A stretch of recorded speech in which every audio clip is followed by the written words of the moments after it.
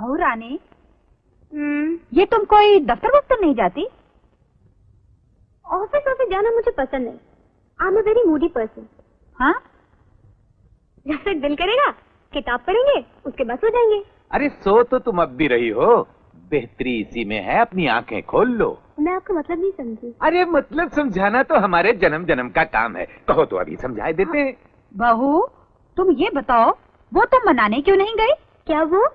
अरे वो क्या नाम है उसका, मूंग दाल। अरे वो जो शादी के बाद वो, हाँ, हल्दी मूंग। हनीमून। अरे हनीमून हो या हल्दी मूंग, हमारे लिए तो सब एक ही है। अरे वाह, एक ही है। तुमने तो हनीमून और हल्दी मून को दाल का मसाला बना के रख दिया। बहू रानी, क्यों नहीं गई तुम वो मनाने? अगर हम चले जाते तो भाभी माँ अकेली हो जाती, और वो ये नहीं चाहते थे। हाँ, मैंने नहीं कहा था कि राजू श्रद्धा की वजह से नहीं गया। नहीं गए तो कौन सी मुसीबत आ गई? वहाँ पर भी तो जाकर कमरे में बंद होना था। यहाँ के कमरे कौन से बुरे हैं? अरे बहू, यहाँ के कमरे बुरे नहीं, नीयत बुरी है। क्या उल्टी सीधी बातें करी आप? उल्टी सीधी बातें नहीं बहू रानी, उल्टे सीधे तो संबंध हैं राजू और श्रद्धा के। क्या बकती हैं आप? जो देखती हूँ राजू और श्रद्धा के नाजायज संबंध। Shut up! जिनके घर में आप लोग रहते हो उन्हीं के बारे में इतने गंदे विचार, शर्म आनी चाहिए आप लोगों को। ले और कह ले, बड़ा जी फट रहा था तेरा कि सच्चाई बता दूं बहू को। बता दिया, पा लिया इनाम। हैं?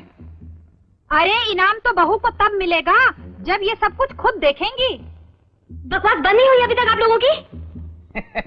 बहू रानी, गुस्सा करने से कोई फायदा नहीं, अभी खाने का वक्त होने वाला है। तुम दफ्तर चलकर अपनी आंखों से देख लो कि वो दोनों अपने खास कमरे में किस रंग में रंगे हुए मिलते हैं। और अगर मेरी बात झूठी निकले तो मैं अपने बीवी बच्चों के साथ जहर पी लूंगा। चलो मेरे साथ।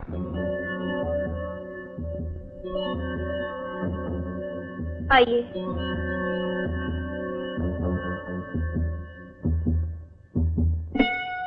नहीं भाभी माँ, बस। अरे आजकल तो कुछ खाता ही नहीं। मेरा पेट तो आपके प्यार से ही भर जाता है।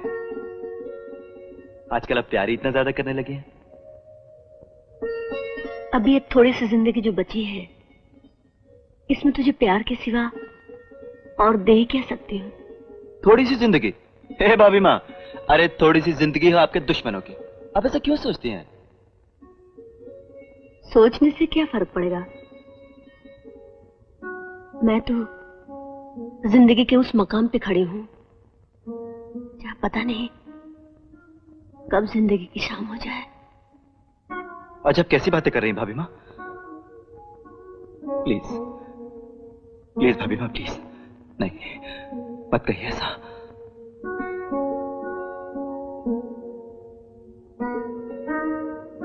भाभी माँ,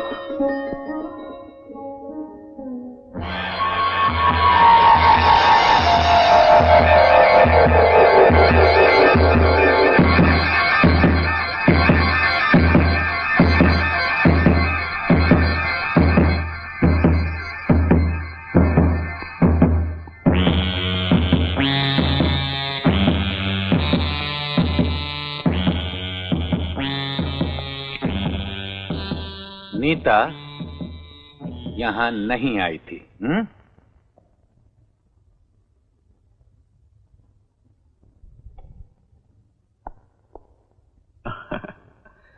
आई एम सॉरी डार्लिंग, भाभी माँ के पास जरा देर हो गई। वो क्या है कि हमारी शादी के बाद से भाभी माँ थोड़ा अकेलापन महसूस करने लगी है। क्या उस अकेलापन से भी ज्यादा अकेलापन जो उन्होंने विधवा होने पर महसूस किया था? हाँ, क्या कहा तुमने? Good night. हे, क्या हुआ है तुम्हें? तबीयत ठीक नहीं है? बुखार? बुखार तो नहीं है? दिमागी बुखार है। ओह डार्लिंग, ऐसा बोलो ना, सर में दर्द है। अभी विक्स लगा देता हूँ। मैं लगा चुकी हूँ।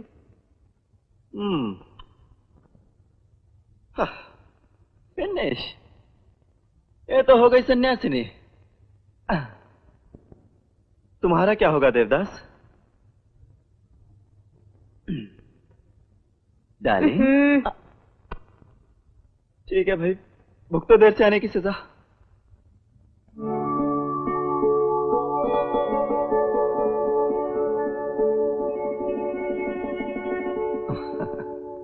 गुड नाइट भाभी माँ।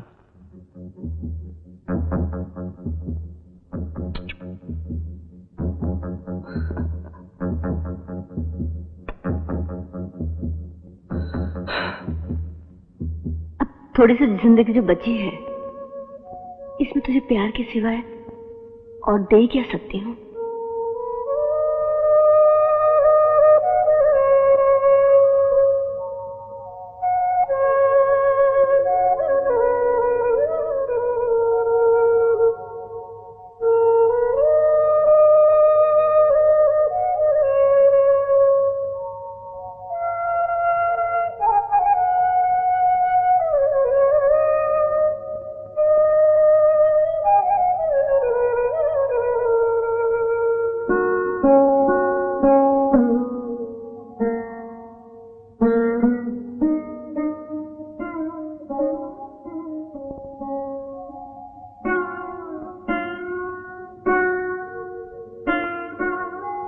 मैं तो जिंदगी के उस मकाम पे खड़ी हूँ जहाँ पता नहीं कब जिंदगी की शाम हो जाए।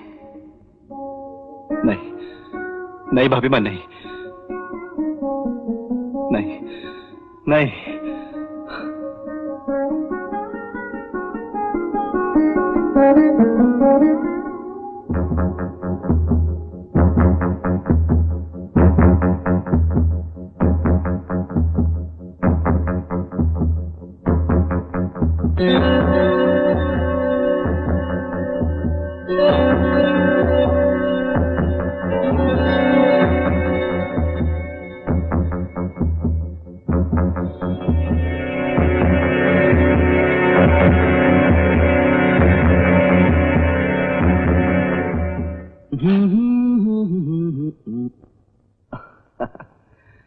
Good morning love.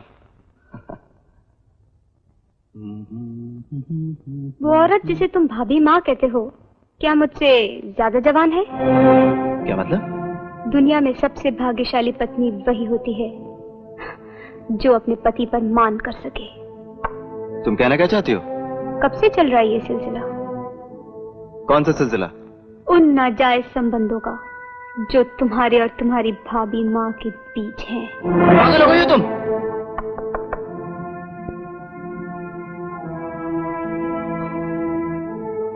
कमाल है, 8 बज चुके हैं और तुम तैयार नहीं। 8:30 बजे की अपॉइंटमेंट है भाई। जी मैं अभी तैयार हो जाता हूँ। 81 लाख में बात तय हुई है। तुम पैसे लेके सीधे ऑफिस चले आओ, मैं तुम्हें वहीं मिलूंगी। हरी आप। जी।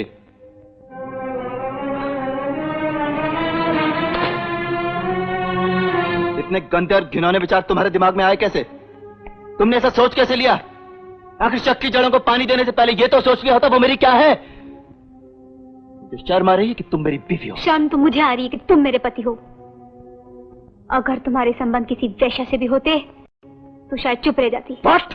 लेकिन माँ जैसे पवित्र रिश्ते की आड़ में अगर कोई अय्याशी करेगा तो कोई कैसे चुप रहेगा?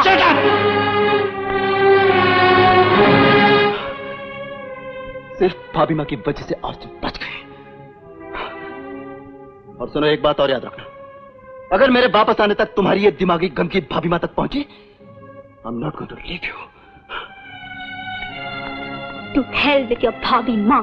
माँ जी, आज से घर की सारी जिम्मेदारियां मैं बहुरानी को सौंप रही हूँ।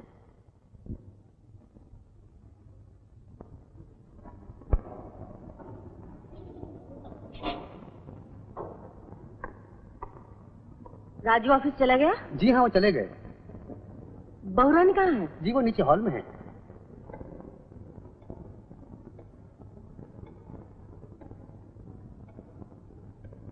बहुरानी, क्या बात है? अपने शौक के लिए लोग कितना गिर जाते हैं। मैं कुछ समझी नहीं। ये बताइए, इस घर में मेरी हैसियत क्या है? कमाल है, तुम तो इस घर की मालकिन हो बहुरानी। ये लो, ये मिल्कियत आप अपने पास संभाल के रखिए। मुझे तो मेरा हक चाहिए, राजू की पत्नी होने का हक। राजू से कोई बात हुई है क्या? किसी तरह की अनबन? हाँ, और उस अनबन की जड़ आप हैं, आप। मैं? चौंकने का नाटक बंद कीजिए, मैं जान चुकी हूँ असलियत क्या है।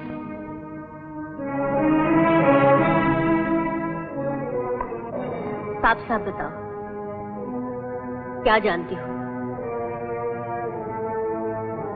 जवानी में विधवा होने की वजह से तुम्हारी काम वासनाएं चिता की लकड़ियों में दब गई। चिता तो जलकर राख हो गई, लेकिन काम वासनाएं भड़क उठी, जिसकी लपेट में बेचारा राजू फंस कर रह गया। महारानी!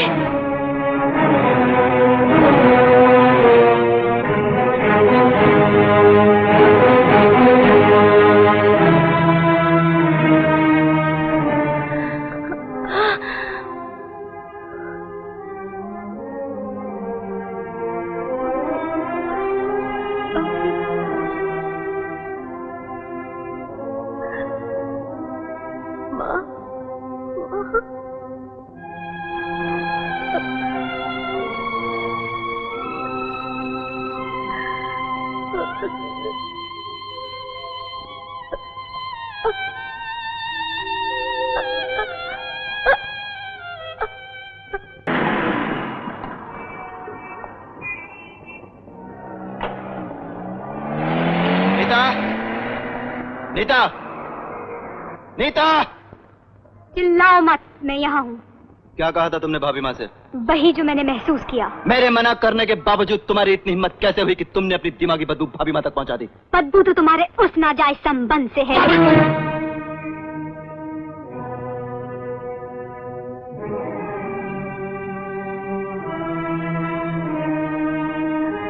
मैं उन औरतों में से नहीं हूँ जो पति की मार के कारण उनकी गंदगियां सह लेती हैं, और इसीलिए मैंने तुम्हारे जिस्म के गंदे हिस्से को काटकर फेंक दिया। जिसे तुम गंदा हिस्सा कह रही हो, उसी हिस्से का टुकड़ा है मेरा वजूद। वो औरत जिसे तुम गंदगी का चश्मा लगा के देख रही हो, उसी की कुर्बानियों का फल हूं मैं। मैंने उसकी कोख से जन्म नहीं लिया तो क्या हुआ? अरे उसने तो अपनी कोख कुर्बान कर दी थी मुझ पर। वो मेरी माँ है, माँ। और मेरी माँ का अपमान करने वाली औरत नहीं, इस घर में नहीं रह सकती। Get out! I said get out! Out! भाभी माँ,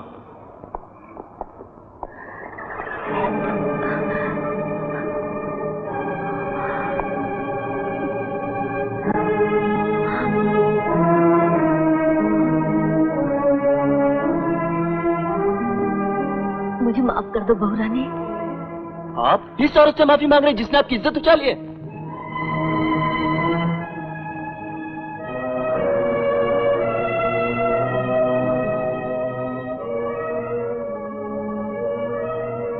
इसने तो मेरी इज्जत घर में उछाली है, लेकिन तूने हमारे घर की इज्जत को सड़क में उछाल दिया है। जो औरत आपका अपमान करे वो इस घर की इज्जत नहीं हो सकती। इसका इस घर के साथ कोई संबंध नहीं है। इसका इस घर के साथ वही संबंध है जो मेरा है। लेकिन इसका मतलब ये तो नहीं कि वो मेरे और आपके... जो कुछ भी किया है ठीक किया। इसकी जगह अगर मैं होती तो मैं भी वही करती। कोई भी औरत ये कभी बर्दाश्त नहीं कर सकती कि उसके पति का प्यार किसी दूसरे के साथ बढ़ जाए, चाहे उसकी माँ ही क्यों ना हो। भागो रानी भागो, पिछली